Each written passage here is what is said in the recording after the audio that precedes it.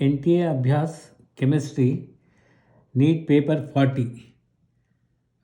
Physical chemistry problem solutions. Only physical chemistry, NEET 40. So the question is, question number 1, the angular momentum of electron in d orbital is equal to, he has given h dash is equal to h by 2 pi, he has given, and we have to solve like this. So the angular momentum is given by the formula L into L plus 1 square root and into h by 2 pi. So h by 2 pi he has given as a h dash.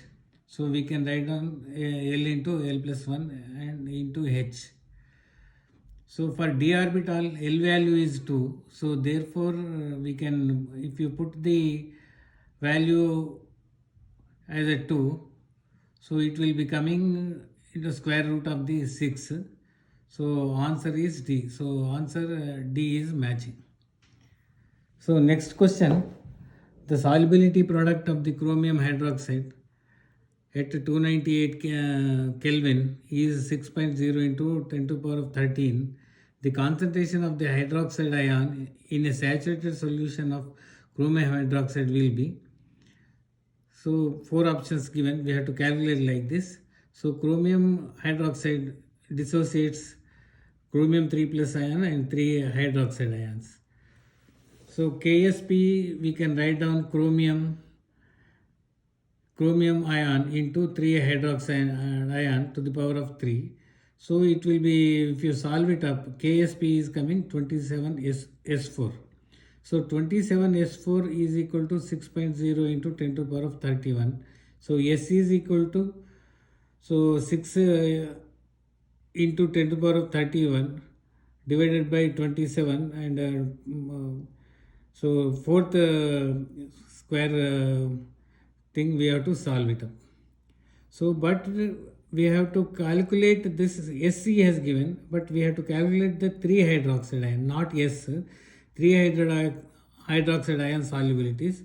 So if you multiply this S value with the 3 OH minus, so 3 into 6 into 10 to the power of 30, 1 by 27 to the power of 1 by 4.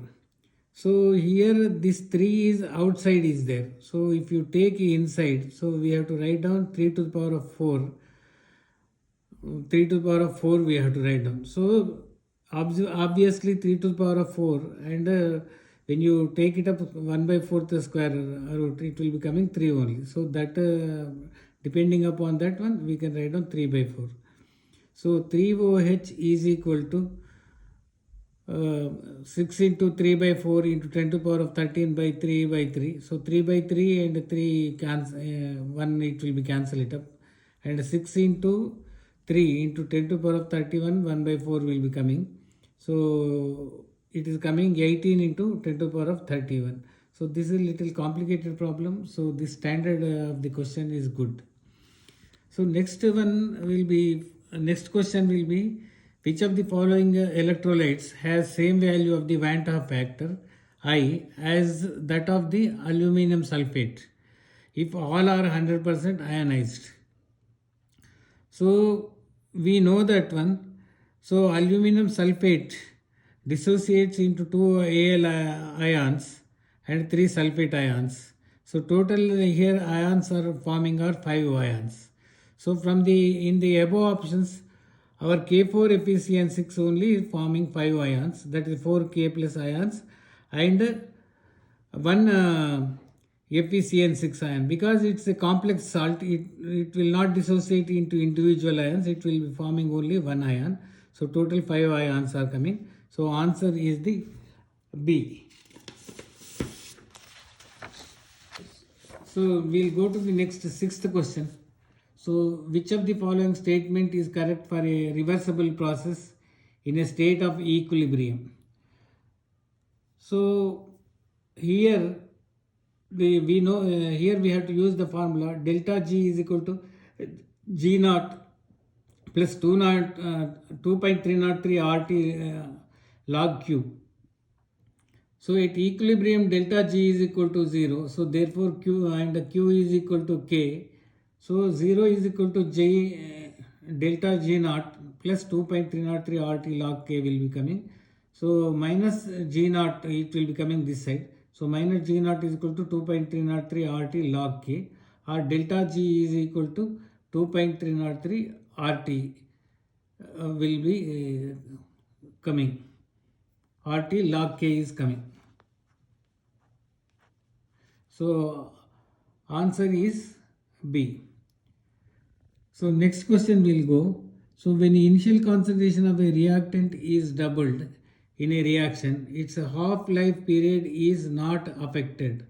The order of the reaction is. This is the very simplest question. So recently which I have seen it up. So we know that in the first order reaction only the T half is independent of the initial concentration. So that is T half is equal to 0.693. So that's why we can write down the for first order reaction. We can write down answer is A. So next question, quality of the question is good. So this is level 2 to 3 question is there. So it requires thorough knowledge of the thermodynamics. So for an ideal gas, consider only Py work in going from an initial state x to the final state z. So x to final state z is going. The final state z can be reached by either of the two paths shown in the figure. Which of the following set choice is correct? Take delta S as the change in the entropy and W as the work done. So here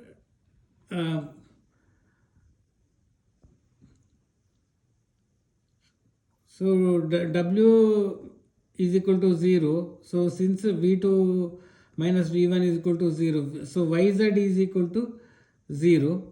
So we have to use here the work done is equal to W is equal to minus P delta V. We have to use it up. So this formula. So here first we'll check it up the first option. So since Y to Z is equal to 0, so Y to Z is equal to X plus Y will be, X to Y will be equal to the X to Z will be coming. Because in this one, since YZ is equal to 0, so this first option is correct. So in the case of for the entropy changes, entropy is a state function. So we can add and subtract like a Hess law of heat summations. So in this case, third option is correct because third option is correct. So option fourth is incorrect. In this one, in third option, we can add it up when addition is following the Hess law of heat summation. So fourth option is incorrect. So it is not following the Wx is equal to Z is equal to there. So this work will be coming different in the both the cases. So fourth option is incorrect. So option B is the correct. So in this case, option B is 1 and 3 are only correct statements. So option B is correct. A fuel cell methanol is used as a fuel and oxygen gas is used as an oxidizer. The reaction is, he has given it up. So at 298K standard Gibbs energies of formation of individual he has given. So methanol and carbon dioxide and water he has given. So then if standard enthalpy of the combustion of methanol is 726 kJ mole, efficiency of the fuel cell will be. So this question looks like complicated but very easy. So if you know the formula delta G by delta H into 100. So 100 will be equal to the efficiency of the fuel cell. So delta G and delta H. So delta G we have to calculate by the delta G of the reaction is equal to delta G of the summation of the delta G of the products minus summation of the delta G of the reactants. So we have to calculate this one delta G change according to this formula, and he has given the delta H, he has given in the numerical 726. So by calculation, by this formula, so delta G is coming 702.8 and 726 delta H he has given. So both the things 96.8 or 97% is the efficiency. So delta G0 by delta H into 100 will be coming. So looks like this question complicated but very easy. So next question will go, the boiling point of 0.02 mole kg solution of X in water is greater than the equimolar solution of Y in water. Which one of the following statement is true in the case? So here we can so statement A is wrong because colligative property depends upon the number of particles only. So it does not depend upon the molecular weight. So if they are equimolar solutions, so their colligative property will be equal. So A statement will be wrong. So B is wrong since colligative property does not depend upon the molecular weight. So C is a wrong statement. C is also wrong statement. So D, in the case of the D, option D is correct since X is the undergoing dissociation and its colligative property value will be high will be there. So normally on dissociation it forms more number of the particles, though they are equimolar solutions. So answer D is there. So in this one little tricky is there. So most of the students will be taking A, but A is not the correct answer. D is the correct answer. So question number 28. The anodic half cell of lead acid battery is recharged using electricity of 0.05 Faraday. The amount of the PbSO4 electrolyzed in grams during the process is molar mass of the lead sulfate. He has given it up.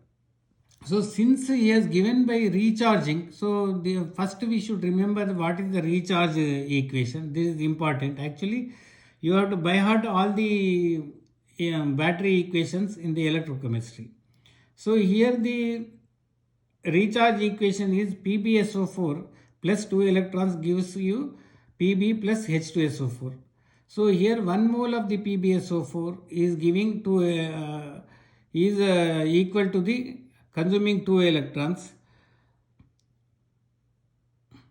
So 2 Faradays is equal to, so 2 Faradays is equal to 1 mole of the PbSO4. That is molecular weight is 303 grams. So 2F is equal to 303 grams. So here 0.05 Faraday is given. So we have to equate to the 0.05 Faradays. So a amount of the PbSO4 electrolyzed is equal to 303 into 0.05 by 2 Faradays. So 15.05 by 2 is coming 7.525 is coming, grams is coming in. So answer is C. So next question is from the colloids. So among the colloids, cheese, milk and smoke, the correct answer of the dispersed phase and dispersion medium respectively are, he has given 4 options. So in this one cheese is liquid in solid. So our cheese is more or less like a solid state only. So it is a liquid will be dissolved, less will be there and solid will be more will be there. In milk is the oil in liquid. So that is liquid sol, and smoke is solid in the gas. This is very clear, solid in gas, and option D is the correct answer. So next question number 33 is, an organic compound contains carbon 40%, hydrogen 13.3% and nitrogen 46%. Its empirical formula is, he has given, this is normally we are doing from 10th class onwards. This is also one of the easiest questions. So 40 by 12, 13 by 1 and 46 nitrogen percentage is given 46 0.67. So I have worked out, it is a self-explanatory. This is the easiest question. So answer is coming as a C. So this question is from our chemical kinetics. This is also question is on expected lines only. So he has given the, for the reaction H2 plus I2 is equal to 2HI. So the differential rate equation is, he has given it up. So actually what we have to find out, what is the coefficient is there. So that one we have to write down as a reciprocal. So in this one, so answer A only is correct is there. So H2 dH2 by dt is equal to 2 di2. So this is the wrong is there. So answer A is the correct answer is there. So here answer A is the coefficient number to be taken as a reciprocal. So in this A answer correct only. So in this one he has given it up. So answer A is correct. So question number 38. So dissolving 120 grams of urea, molecular weight 60 in 1000 grams of water gave a solution of density 1.15 grams per ml. The molarity of the solution is, so we have to calculate the molarity. So normally molarity is equal to NB by number of the moles by the solution volume in liter. Normally molarity means volume in liter only we will be taking. So solution volume in liter we have to take. So number of moles of urea is equal to 120 grams he has given. Molecular weight of urea is equal to 60. So 2 moles is coming. So total weight of the solution we have to take it up. So here we should be thorough. So otherwise most of the students will make a mistakes. So 120 grams of urea and 1000 liters of solution is there. 1120 is the total our solution weight is there. So volume of the solution is 1120. So 1120 we have to divide it by the density. So it will be coming as a volume. So 1120 divided by 115. So this will be giving volume of the solution. So molarity is equal to, so 1120 it will be coming as a density is coming as 1.12 liters divided by 1.15 liter is coming. Molarity is equal to 2 moles into 1.15 and divided by 1.120. So volume we have to do it up. So 2.35 1.1 is coming, 2.05 is coming. So answer D is the correct. So last question of in this test. So question number 44. A weak acid HX has a dissociation constant into 1 into 10 to the power of minus 5 m. It forms a salt NaX on reaction with alkali. The degree of hydrolysis of 0.1 m solution of NaX is given. So we know that on alpha is equal to Kw by C into Ka. So Kw we know that one 10 to the power of minus 14. C has given 0.1 m and Ka is equal to 1 into 10 to the power of minus 5 he has given. So if you solve it up, it will, alpha is coming 10 to the power of minus 4 is coming. But in this one he has given percentage degree of hydrolysis. So 10 to the power of 4 minus 4 into, we have to multiply with the 100. So it is coming 10 to the power of minus 4 into 100 is coming 10 to the power of minus 2. So answer is 0.01. So answer is C. So this completes the solution for the NEET Abhyas 40 chemistry, particularly in physical chemistry problems. Thank you very much.